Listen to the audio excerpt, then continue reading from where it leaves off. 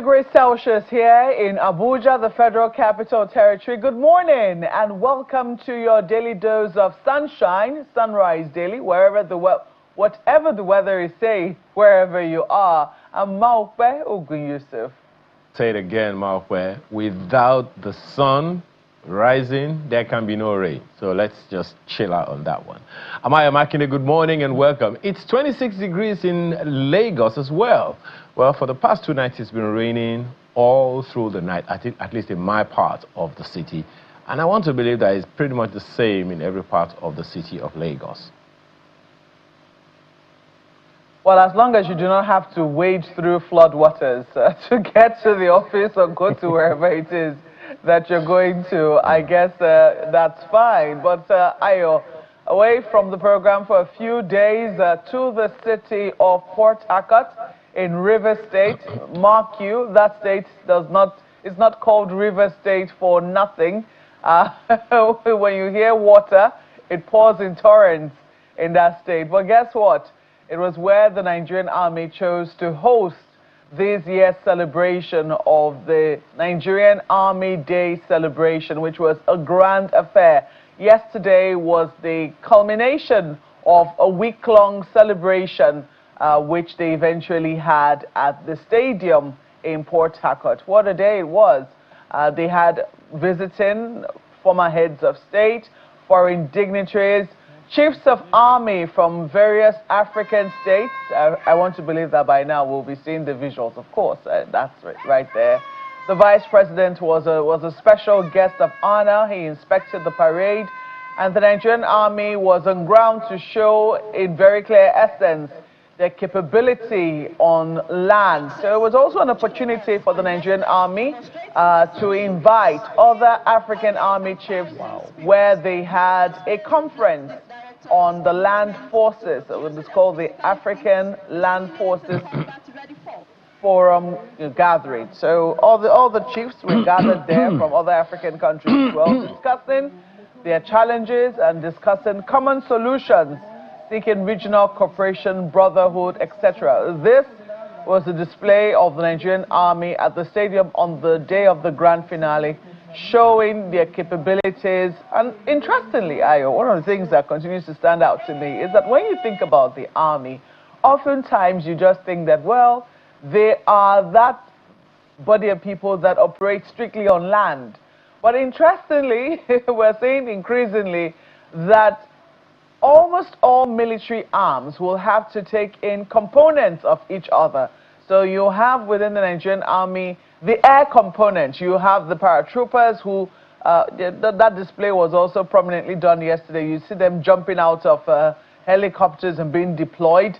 You also see them acquiring drone capabilities, etc., etc. I believe that all of this, I mean, you also have the amphibious division of the Nigerian Army, people who must be able to work on land and in water at the same time. So very interesting combination you have there. And this compilation you're seeing here was done by correspondent Deborah Fibrestima, who covers the Nigerian Army for us in Port Harcourt. Very interesting discussions. At least I was privy to a bit of the discussions that happened. And it was also a good thing that that discussion amongst African chiefs happened, because it was also a time when brothers were able to speak truth to themselves. The South African delegation showed up. Trust me, while that might not exactly have made it to the news, you know, certain army chiefs had the courage to be able to tell the South African Army representative or the military delegation that came that, look, while what is happening in your country might not be your design and be a state policy, we cannot be talking brotherhood and we're having things like xenophobia. People from other African countries being told to go back home. The South African Army also has a role to play in that regard. So very interesting weekend all around, very interesting situation. One of the things that stood up for me is a speech of the Vice President where he acknowledged the role of the private sector. There was a group called the Great Minds which collaborated with the Nigerian Army, and we've been seeing them collaborate with other military arms to make this event a success. So increasingly, their role was highlighted by the Vice President, who praised their efforts and continues to say, look, it highlights how it is that the private sector can come in to make sure that militaries across Africa are very well equipped and have what it is that they need to work. Ayo. Well, let's just say that this is not just you giving us your perspective. It is like a full report of some perspective that we missed in correspondence, side of things. But for many Nigerians, the army is older than Nigeria by, I don't even know the number the percentage that I can put it up, but the Nigerian army is 163 years old.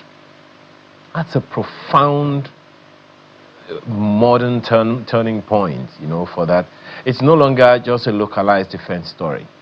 Now, Nigeria has signaled a major pivot, positioning itself as a strategic anchor for a unified cross-border African defense alliance. One of the things that really hits me in what you said is the confession or the point that the Chief of Army Staff made about 80% deployment for operational deployment right now. That definitely has to be chagrin, because what that means automatically is if they have deployed 80% of their personnel already as we speak, the implication of that is rotation is going to be a bit difficult. So I guess it's also cheering to know when the Army declared that they are going to recruit another 28,000 and recruit and train 28,000 personnel. If you want to please confirm that, Mauke. I think that should be cheering, because then hopefully there will be some relief for a good number of these people. What I haven't heard much about, and I am hoping that has also been factored into this Army Day celebration, Nigerian Army Day celebration, NADCEL 2026 they call it, is the welfare of the people and the collaboration, welfare of the men and officers and men, and the collaboration with the Nigerian people wherever they are deployed. The situation we have had in the past where, the citizens turn on the army or the security agencies that they are supposed to be collaborating with. I hope that has also, or will also, be addressed in all of this. And I also like the South African angle that you mentioned, Maokwe. One thing any security unit will say is the army or the security agencies have their own jobs cut out for them, but then so do the politicians. The politicians are politicking, and if both are working at variance, I guess that's one of the challenges that security agencies have to deal with, particularly when they are appointed by politicians into office. Kudos to the Nigerian Army. We are thankful for the sacrifices all of you have made. Every time a Nigerian soldier goes out of home, they go out like, I'm not sure I'm coming back. What would make it really, really worth the while is to be sure that, God forbid anything happens to them, their families are secure. That's the job they signed up for. They pretty much signed up to die for the country, so the people who are dependent on them should have a wonderful lease of life. Let us find a way, dear Nigerians, to appreciate the people who literally give their lives every day to keep us safe. Congratulations to the Nigerian Army. Malcolm. Thank you very much, Ayo. Well, I'm saying thank you as if you're congratulating me, but I'm sure that the Nigerian Army gets the congratulations. Of course, I add my voice to that particular congratulations on behalf of Channels Television, which had the privilege of covering that event live and, of course, bringing a summary of the events to our viewers. We congratulate them and we wish them many more successes as they continue to put their lives on the line so that we might be safe. But this morning, Ayo, we are starting right off with security, because we're still a country of complexities. A myriad of security issues continue to bedevil us as we speak. We still know that all is not hunky-dory. We have children in the forest who are yet to come back. I know that some people will look with cynicism and say, well, yes, all of this display is well and good. Where are our children? When are we going to bring them home? These are issues that we're going to be discussing in a moment on this program. So we ask you to stay put as we bring them to you in just a moment.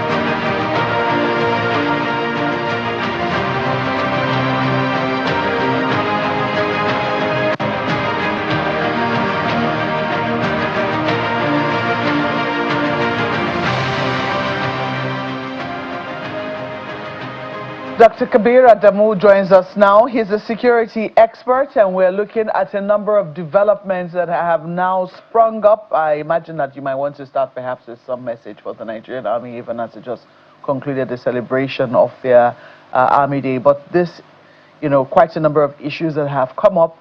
Top amongst them is this issue of state police. Yesterday, we saw the Nigerian Senate affirm that this issue of state police is something that they intend to push through.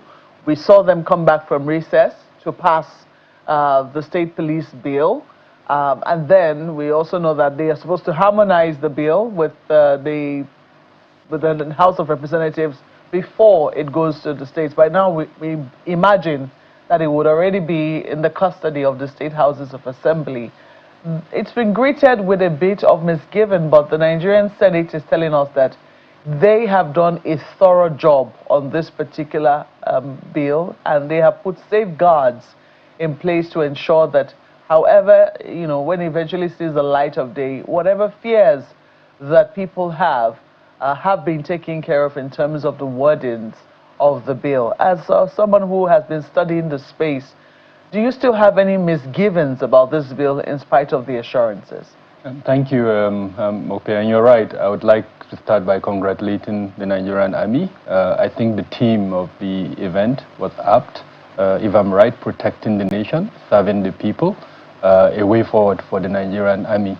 Apt, and I think appropriate for the period that we're in. One of the things that gave me a lot of joy was the coverage of NatFel 2026 in both conventional media and new media. The platforms that were displayed was quite encouraging. And I mean, just yesterday I sat back and said, if these bad guys are watching this, there will be a chill in their heart that, look, something is about to happen. And that's what we want to happen. I know there is sort of a campaign going on right now around Unite Against Terror. So that type of coverage, that type of visibility, I think is good, very good for that campaign. We want to see a situation where the bad guys feel afraid. That's when we will start winning the war. And I think NatFel was a very good sort of demonstration of the courage and the capacity and as well as capability of one of the strongest instruments of policy and implementation in Nigeria, and that is the Nigerian Army. So really a very good way to go. I know between yourself and Ayo, you've mentioned several other elements of the celebration. Now back to your question of state police. It's been a process. And in my view, in this Fourth Republic, I cannot recall a fundamental reform change in our security architecture that is more important than what is going on at the moment, which is the attempt to decentralize policing. From studies, we know that there has been some elements of decentralization, but they were never captured constitutionally in the manner that is going on at the moment. And I've followed the process. I have contributed to the process. Town hall meetings have been held by the two chambers of the National Assembly. They've invited me on several occasions. I started, and I must confess, from being someone who was opposing And not necessarily opposing for the sake of opposing, but opposing because my core function, my specialty is risk management. So I did identify those risks, and at the beginning of the conversation, I didn't see a cogent attempt by those who were pushing for state police to identify the risk. But I can tell you with all sense of responsibility that at the moment, I have seen that attempt. They did listen during those town hall meetings. We made submissions, and I'm certain, based on what I've seen in the two bills, that they listened to our contributions, and they have put in place guardrails, so to speak, to mitigate some of those risks. But that's just the beginning. I did say it's the process, and you've mentioned that they're going to move, and I think they actually have sent the bills, the harmonized bills, to the state assemblies. And I'm not in doubt. I don't see any reason why the state assemblies will reject the bills, for the simple reason that I think about 31 states at the moment are being governed by APC, and it's very clear to me that this is something that the president wants. If you look at the renewed hope agenda, the transformation of the police is one of the key elements within that renewed hope agenda. So it's very clear that the president wants it, and if he wants it and he has 31 states that are within his party, I don't see why we can't have that two-thirds majority to back the bill. But this is where I think the key issues would arise, contextualizing the state police bill. There are differences in our various states, some of them cultural, others structural, political, economic. So I'm hoping that our state assemblies, and again, to me, they may not have the capacity, and frankly, we've not done much in terms of upgrading their capacity to be able to analyze, see through those bills. And this is not in any way sort of saying anything negative about them. It's the reality. We've seen it over time. So that's one area that I'm hoping that in the next few days, weeks, especially civil society organizations, the government itself, should look at how do we enhance the capacity, perhaps through supporting them with some technical experts to look at those bills, to help them contextualize it. I have engaged in the training of some existing subnational structures that we have in the moment. And I know there are challenges. I can tell you one that worries me a lot right now: payment of the salaries of the workers within those subnational structures. I've been to states to train some of these subnational structures, and the complaint I get from them is that if they are not being paid. And so the danger of having an instrument of force at the subnational level that is hungry. Exactly. You've armed them, and we're going to arm them. I see a situation where they will have weaponry similar to what we have at the federal government, and then you don't pay them their salary. You are going to create a monster. So governors, and I think this is a message that we must send to the governors, it can't be business as usual. It's not as if the money to pay these operatives is not there. The money is there. It's just the political will and the idea that security, for instance, can be treated like any other subsector within the economy. No, you can't treat security in that manner. So these are some of the things that I'm hoping as we continue the conversation that we're going to address. I did tell you there are risks. We've identified those risks, and I've seen guardrails within the bill to protect those risks. But there are these other cogent issues that are the reality of what we face in Nigeria that we have to address as we progress in that conversation. What are the advantages of state police? In my small community, I come from a town called Dogondaji, Sokoto, under Tambuwal local government. The last time we attempted to count the number of security operatives, we had just about 10. And within those 10, they only have 2 weapons, crude weapons. The bad guys, when they are coming, they come on motorbikes, in the minimum 50 motorbikes, carrying at least 3 people, and each of them carrying an AK-47. An AK-47 has roughly 30 rounds, and so they join 2 magazines, so that's 60 rounds, and that can be expended in less than a minute, sometimes 1 minute, 30 seconds. Yeah, and this is the enemy that this 10 non-weaponized security operatives are going to contend with. Now, state police hopefully will address that. We will see more boots on ground, more granular deployment of policing, and with more capabilities, if it's implemented in the manner that we're hoping it will be implemented. So we're very supportive of it, but we must tread carefully. We must make sure as we granulate the functions and with this process of law creation, we support each level with the kind of requisite support that it requires. You just talked about training. For some of the governors, they believe that what they're doing right now is formalizing informal systems that are already in place. Give an instance, the regional security force in the southwest of the country, Amotekun, and there were huge questions as to what exactly its effectiveness has been. It looks like it's a mixed bag, given the kidnappings and abductions that have happened in a place like Oyo, for instance. People say, well, but they didn't have any weapons. If these people came fully armed, what were they supposed to have fought them off with? So they believe that this is just a formalization. And as a result of what transpired in Oyo, we now saw even more informal security outfits being launched. We saw that of Sunday Igboho, which he called Iruekun. We've seen that he's made operations into the forest through the cheering and the support of community members who think it's the way to go. But part of the danger they're afraid of is this issue of profiling. They believe that if a security force, for instance, is made up of primarily of people from a particular ethnic group, which people a state, what will happen to outsiders? In this particular regard, what guardrails have been recommended to mitigate against whatever could be the fallout of this decision? So social risk were identified, and this is just one of them that you've pointed out: inclusion, representation. I can give you an example. A state like Benue, as an example, that is dominated more or less by the chiefs.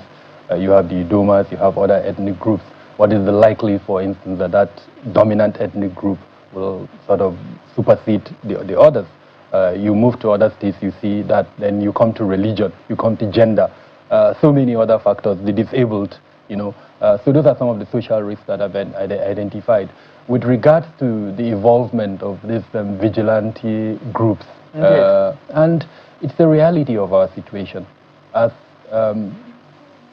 security sort of deteriorates, people would seek to protect themselves, and that's where you see the rise of vigilante groups. And so there is no community at the moment in Nigeria that does not have one or the other form of vigilantes. Now the danger, and we've studied this in the organization that I run, we've seen instances where these vigilantes have become institutionalized. In other words, members of the communities are asked to pay some monies, and those monies are used to quote and unquote fund the activities of these vigilantes. Now the danger in that is that weapons are being bought. Apart from weapons being bought, sometimes they are used to influence outcome of certain judicial processes. So there is an inter-community violence, just like it happened in Niger State a few days ago, where we let almost about 48 people died between the local communities there and the pastoralists that are there. So that money would be used to sort of determine the outcome of whatever judicial processes. The police arrest individuals from that community. The monies may be used to incentivize the police so that the members are released. If someone is caught with a weapon that he shouldn't have had, monies will be paid. So this sort of happens across the country. Now back to the Southwest, the Amotekun has been a key player within enhancing the security of the Southwest, and that's why virtually every database, including mine, would tell you that at the moment the Southwest is the most peaceful part of the country. Yes, there are, including what happened in Oyo State, sadly, which, I mean, there are several explanations to what happened in Oyo State, but the fact remains that Amotekun has been a key player in enhancing the security. Now, when governors speak to the fact that all they are going to do is sort of formalize this process. No, it was more than that. I did say earlier on that our governors have to rethink their approach to security. Public security is more than just having a structure. Even the state police is just one element within the public security. If they arrest Mope, that arrest would have to be followed by prosecution. How do you gather the evidence? Where do you keep the evidences? Even at the federal level, we don't have evidence rooms. What more at the state level? So that's sort of what I'm speaking about. Our conception, our approach to public security will have to change. The governors themselves, with all due respect, I would encourage that they get experts to sort of talk to them about the various tenets of public security so that they go into this idea that we're going to see an elixir state police. Once it's created, it will solve all our problems. No. We have to approach it differently. There are elements within public security that has to be in place. You arrest, you prosecute, and then you send to custodial centers. When they prosecute at the state level, are they going to put them in federal penitentiaries? Which state at the level at the moment has custodial centers? So these are cogent questions that we need to address as we advance in this conversation. With regards to Sunday Igboho's sort of creation, I believe that that is extra sort of judicial, constitutional, and I am hoping that the various functions within our security sector will address it. There are individuals in the country, it's not just Sunday Igboho, at the moment that do have some form of vigilante, and I have explained the reason at the moment. So if we enhance security protection, public security, I do not think there is a place for those type of individual vigilantes. Otherwise, the risk, social risk that will be created will be more than that. Already we've seen sort of backlash from Fulani communities that have been targeted by Sunday Igboho's. We've also seen the danger of the use of social media. The police has had to come out to dispute some of the claims by that. So if we allow all of this to continue, I think the danger will be more for us than what it's trying to solve. I know Ayo has questions for you. Over to you, Ayo. Thank you, Malwe. There's a proverb in Africa, in southwest of Nigeria in particular, that says, if the wall doesn't have a gap, the lizard can't get in. I brought that up because I've heard, and you have also heard, presidents, top government officials, even governors say that they have non-state actors embedded in their governments. Now, all of the wars and battles and stuff, all the efforts that have been made, that are being made, there are those who will tell you that these are not going to go very far so long as we have these kind of situations. Even in the previous administration, the noise was all over the place, never confirmed, of course, that the particular minister, was a non-state actor.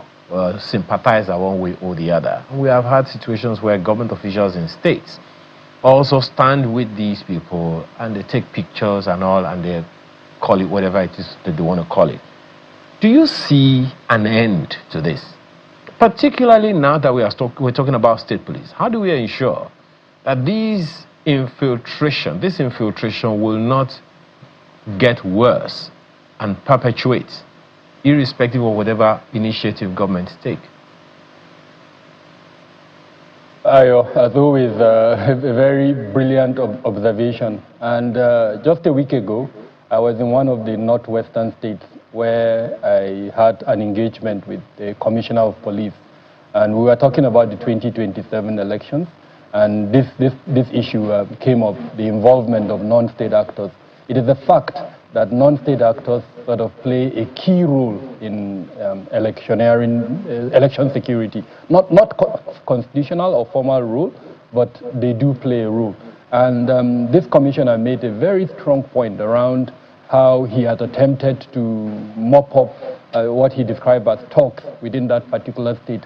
But then he claimed that the governor himself called him and told him that, look, these persons are known to us and they have supported our political campaign in one way or the other. So be gentle on them. And the point he made, which sort of answers your question, Ayo, is that if we're going to address the involvement of non-state actors in our current security provisioning, the political actors will have to be on board.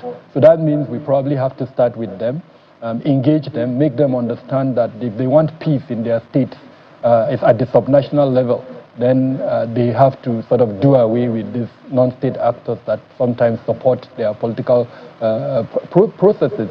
For as long as we don't do that, they may go behind us in one way or the other to influence either the police or the judiciary to free these persons when they are arrested. Because, like I said, they do play a role. They support them in one way or the other. They intimidate their opponents. They provide some form of security ring when they are doing their campaigns. And I think your question is especially relevant in this period in time when the campaigns are about to commence in the next few weeks, where we are going to see, especially at the subnational level, these non-state actors playing huge roles.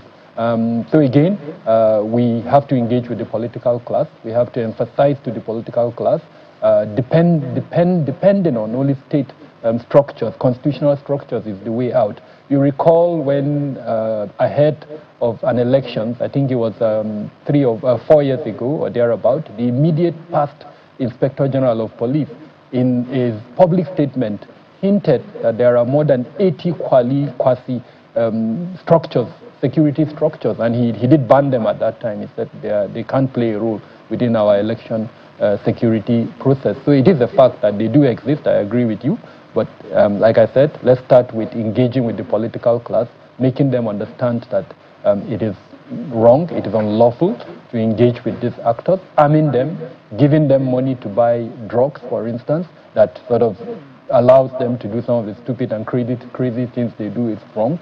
And in instances, we may even have to name and shame where there is evidence to sort of support what we've seen and claim. And then, of course, prosecution is also not out of place.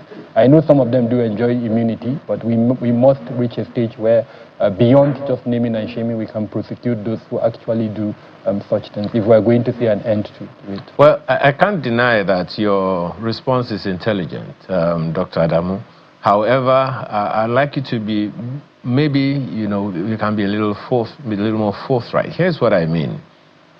A president of the Federal Republic of Nigeria said Boko Haram has infiltrated his administration. That, I'm sure you understand the implications of that. A governor has also said that they know the people, the criminals that conduct abductions and kidnappings and all of those things. But even after saying all of that, they still find that these things continue. We have seen pictures of top government officials, not just politicians, top government officials with bandits. They stood in front, they pretty much had this exchange. We also understand very, very recently, a top retired military officer was killed, and it was the military, it was these same people that went to government officials to hand some stuff to them. The fact of the infiltration of not repentant, not sympathizers, actors in government, that's what this is about.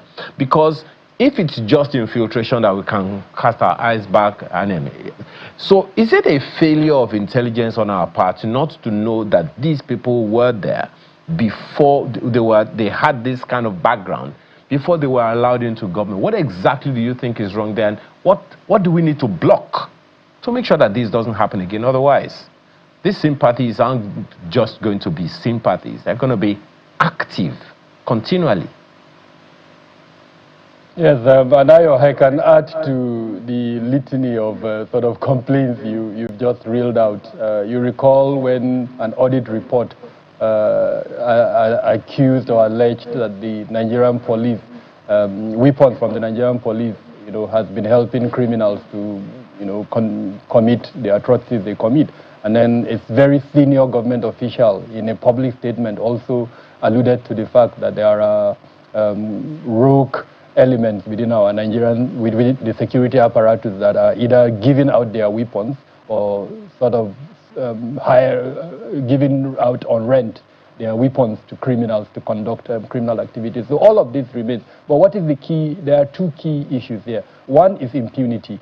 The other one, unfortunately, is the judicial system that is failing to arrest and punish offenders. So I do not attribute it to intelligence. I believe that there is enough intelligence.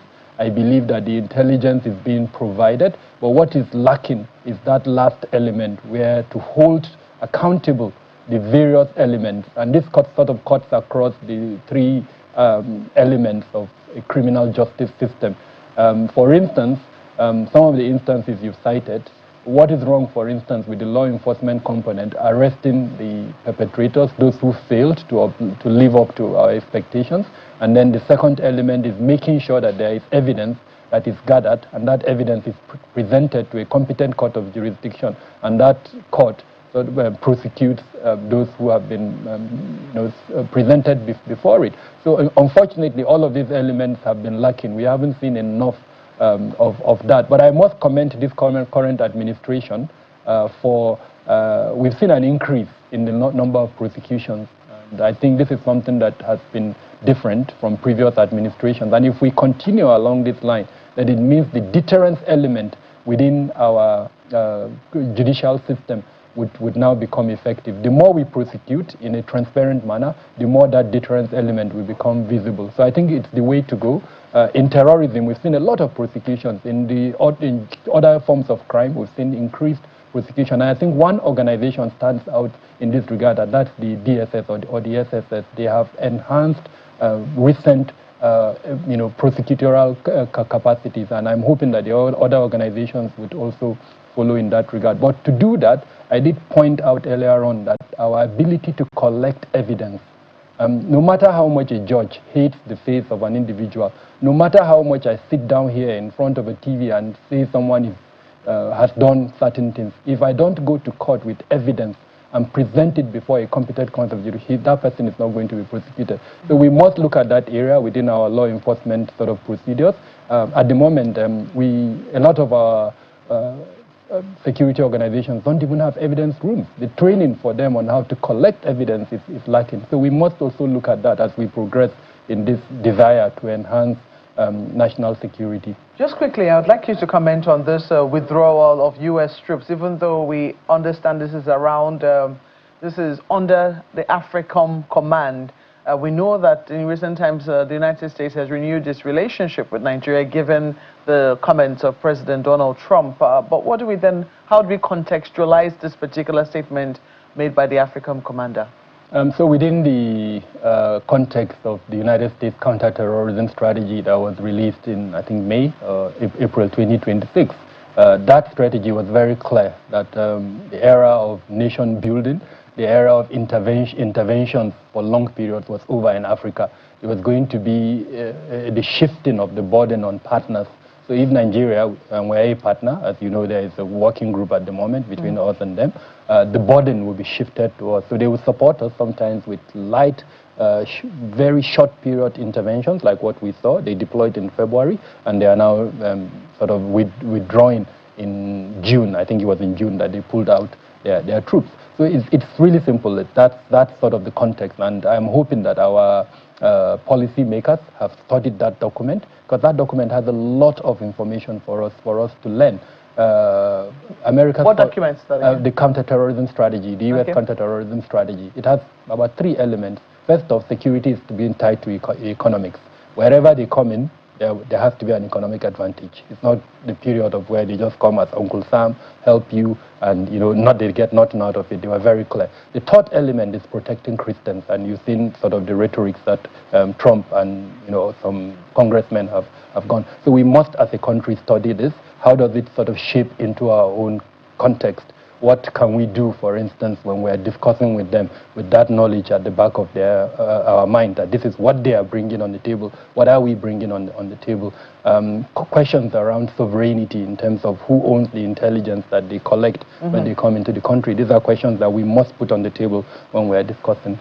Time is never our friend. We wish you could go on a bit more, but we're totally out of time. We have to thank you for your contributions and your intervention. Dr. Kabir Adamu is a security expert and the CEO of Beacon Consult Limited. Thank you once more. My pleasure. Thank you for having me. We'll take a break now. When we come back, politics will be on the front burner. This time around, we're going to the North Central state of Kwara. In just a moment, please stay with us.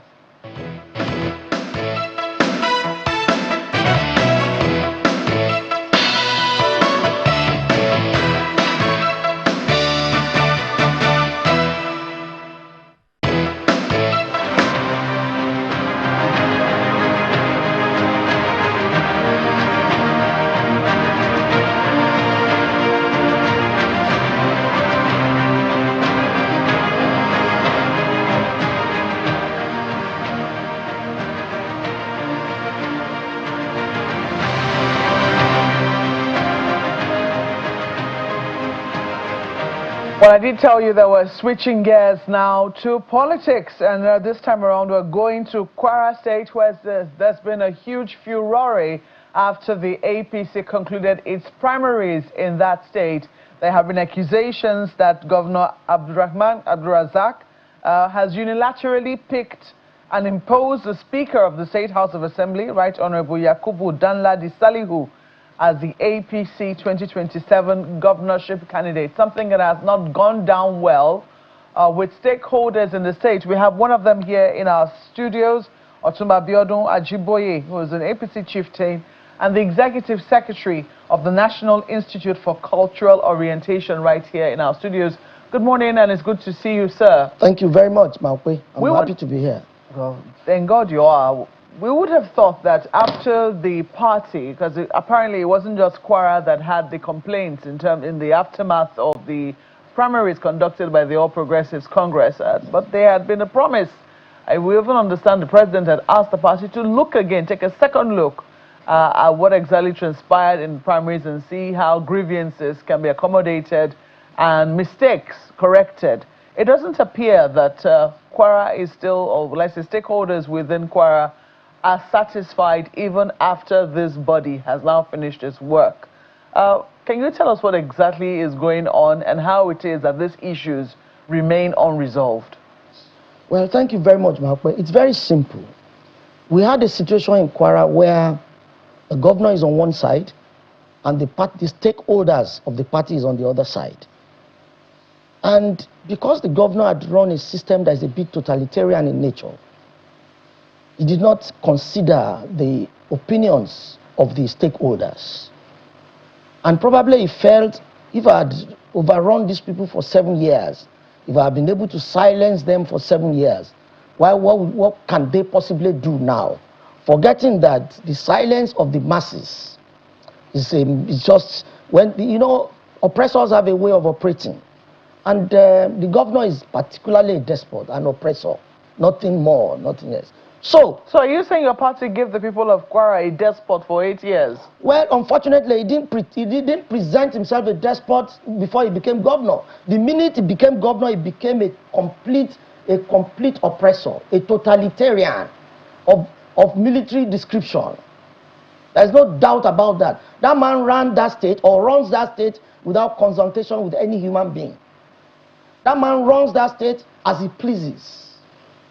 That man runs that state as if the state was his personal property. Otumba, we're talking about a governor in his second term. Yes. Because if the signs were clear in the first term that this is how he's running the state in a democratic setting and the complaints were not this loud, there'll be huge, questions as to whether or not the stakeholders are not as culpable as you say he is. I tell you why.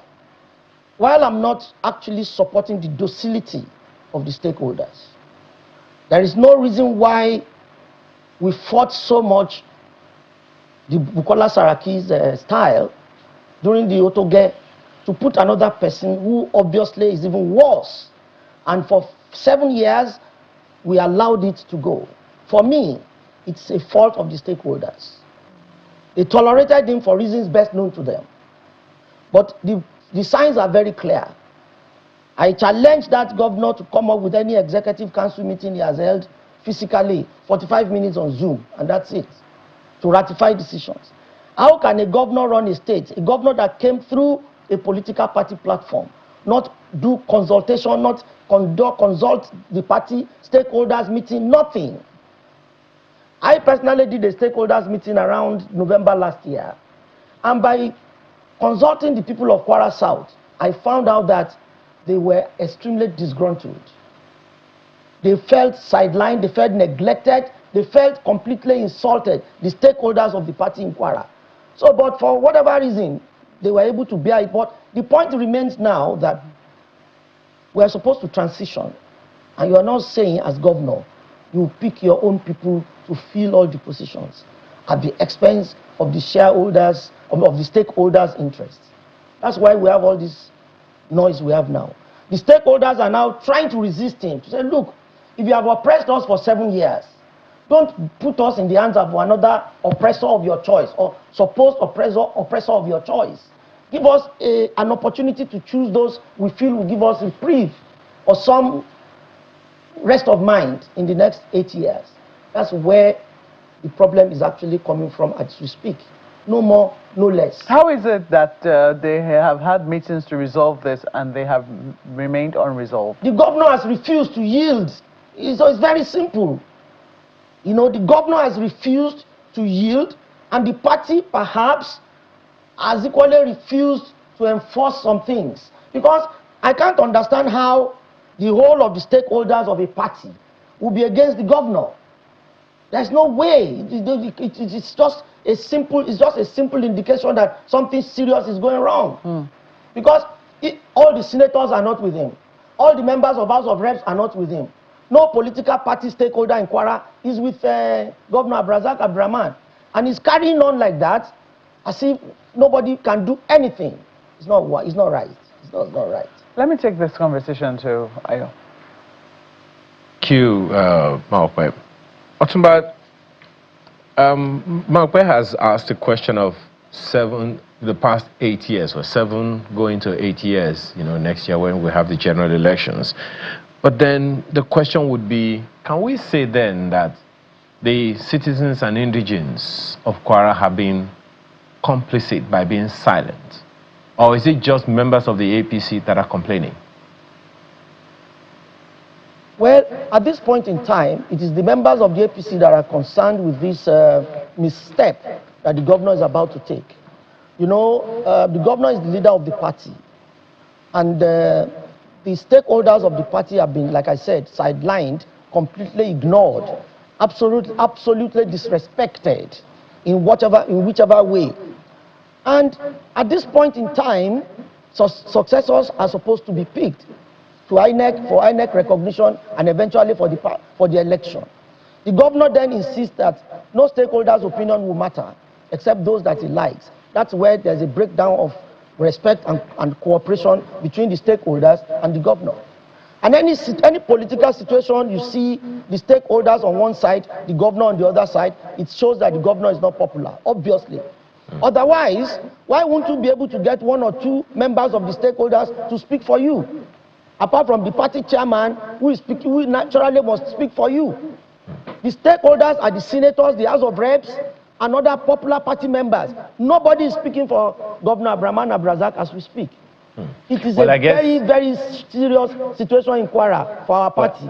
I guess Governor Abrazak Abdraman is a despot. I guess the people themselves, the senators and other people that you have mentioned, will have their own say as well, whether they agree or not. We've seen that happen here. But now, is there a role for the national body of the APC on this? Because the implication is clear. If there is no unity, if the party does not have a united front, the implications can be guessed by anyone. So is there a role for the national body of the APC, or even a role for, I don't know if there is a vice chairman of the North Central that can intervene in this matter before it gets any worse than it already is? Thank you very much, Ayo. The stakeholders have met the party leadership, a few members of the NWC and the chairman of the party. They have tabled their grievances and their observations about the way and manner the governor has run the party. The party is yet to say anything or convene any meeting so far. The stakeholders have met with the Senate president to say, we have a problem, help us. We have nothing against Governor Abdraman Abrazak as a person. His style of governance did not carry the party members along. If we have been docile or complicit, like you said, I'm talking about them now, for 7 years, we do not want to see a situation whereby the man single-handedly picks his successors. That will not be good for us. It's a democracy. We should have a say. The stakeholders have cried out to everybody that is important, even to the presidency, through the chief of staff to the president. So the leaders of the party chairman and his NWC, and everybody that matters in APC is now supposed to speak or convene a stakeholders meeting or reconciliation meeting. So what? The only solution to this problem, Ayo, yes, is for the That's governor. exactly the next question that I'd like to ask you. So what are your expectations, you and all the people that are vexed about this issue? What kind of outcome are you looking forward to? Must the governor remove this person, or is it a consultation problem? What exactly is the outcome you are expecting? See, the stakeholders have argued that there was no proper primaries conducted. So let us assume that that is, you know, that's a very serious, how do I put it, assumption on the part of the stakeholders. The party should call the two parties together, the stakeholders and the governor, and say, look, how do we resolve this situation? That's what we expect. You see, because at the end of the day, what the party stakeholders are saying is that our party should not lose Kwara, and we will not, by the grace of God, if the necessary things are done. But the people are aggrieved, and you are looking at these aggrieved people as if they don't matter. The governor is carrying on as if they don't matter. It doesn't work like that. You can oppress the body of the people, you can't oppress their mind. The oppression will only last for a while. The day they reason and stand up against the oppressor is finished. It doesn't matter how strong the oppressor is. Governor Brahman Abrazak today is the oppressor of Kwara. Now, the people are saying, save us from this oppressor. The party has not done anything, as far as I know. Now, they've cried unto the president, and I'm sure the president will do something. You see? What can he do? Let's talk about that. I think the portal ought to have been opened by now. What exactly are you hoping can happen? There are deadlines publicized. Those deadlines have not been hit. Maybe a few days to the deadline. So a lot can still happen. And if nothing can happen, there must be an interface of the aggrieved parties, and there must be a resolution. You see, what Governor Brahman Abrazak wanted to do was not anything strange. It is the modality and the methodology that is causing the brouhaha, so to speak. You cannot slap a people and expect them not to cry. That's just the issue. You want to pick your successor, it's only reasonable. You want somebody to carry on from where you have stopped, it's reasonable. The method you employ to achieve this is the most important thing. Make people feel important. Seek their consent. They are the stakeholders of the party. They are the ones that brought you in as governor. Absolutely. And if you now became governor and you felt they are no longer important, a day will come that they will tell you they are important. That day is almost here. How big an issue has zoning been to this discontent that has greeted the announcement of Right Honorable Yakubu Danladi Salihu? Let me tell you the truth. I had a personal meeting with the president on this matter. The president expressed the governor's submission, and he made a lot of sense on the grounds of fairness and equity, that the north part of Kwara deserves a shot at governor. I believe that too, for a while. Unfortunately, we had this heightened insurgency in that area that makes it appear like voters' turnout may be low, voters' apathy may be visible, and you know, the Kwara North had about 29% contribution to victory of any election in Kwara. The South had about 30% or something like that. The Central has about 48 to 50% of contribution. Now, the Central is the Ilorin. The Central had no cases of insurgency. The South and the North have been fragmented on the basis of this, you know, insurgency. And reasonably, we are saying, the Central will give us that block votes.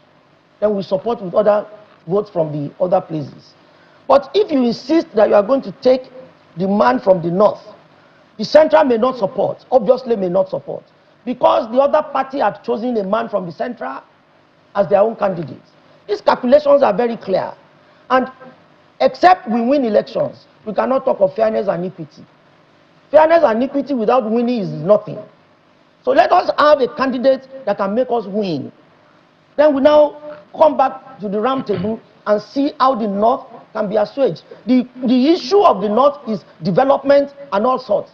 Yes, we can take development there. It depends on how much negotiation we're able to have with whoever wins from the Central anyhow. Even the South, where I come from, I mean, the issue is, look, whoever wins, whoever takes the ticket, we will negotiate and say, we are giving you our votes, but this is what you must do for us. That's what I feel. And that is the issue. Why the governor is insisting is what I cannot understand. As if he can make the votes himself. However rich he thinks he is, he cannot make it work. If the people are not interested, they are not just interested. Give them all the money from in the world. If they are not interested, they are not interested. So help us beg Governor Abraman to save our state. We'll see how that eventually, I mean, you have had the opportunity to express the grievance that you have, as well as other stakeholders within the APC. We'll see if there'll be any reactions to that. We have to thank you for coming on Sunrise Daily this morning. Otumba Biodun Ajiboye is an APC chieftain and also the executive secretary of the National Institute for Cultural Orientation. Thank you once more for coming on Sunrise Daily. Thank you. That's where we draw the curtains on today's program. Thank you so much for being a part of it. I'm Maokbe Ogun Yusuf. And I'm Ayo Makinde. Business Morning is on the hour. Enjoy your day.